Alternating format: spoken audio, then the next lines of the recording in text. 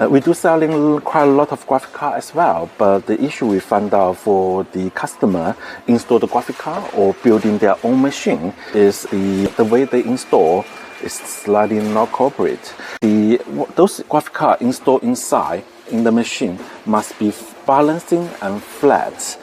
But most of the graphic card returned by the customer, we found out the customer don't have any support underneath of the graphic card. Those graphic cards are very powerful. When they're running, they are extremely hot. They're roughly about 80 or 90 degrees, and they are big as well.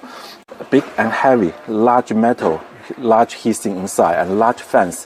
When they're fully running, the fans spinning in high speed and very hot, and slowly, the graphic card sinking down and bends and losing the connector, losing the signal to the motherboard. And when we're testing on the platform, we found out the issue. Most of the time, we can adjust the structure, making flat again to let it work. But when customer install those graphic cards, it's better make sure they have the correct supporter underneath of the graphic card to make sure graphic card is not bending down. And also most of the graphic card, they need to connecting a lot of cable now. Those cable, they are very big and strong and a lot of weight at their own graphic card as well.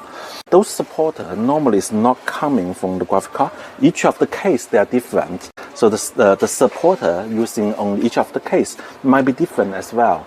Those supporter customer can purchase individually from the shop, from us or from the Amazon, to make sure the life about those graphic card not reduced.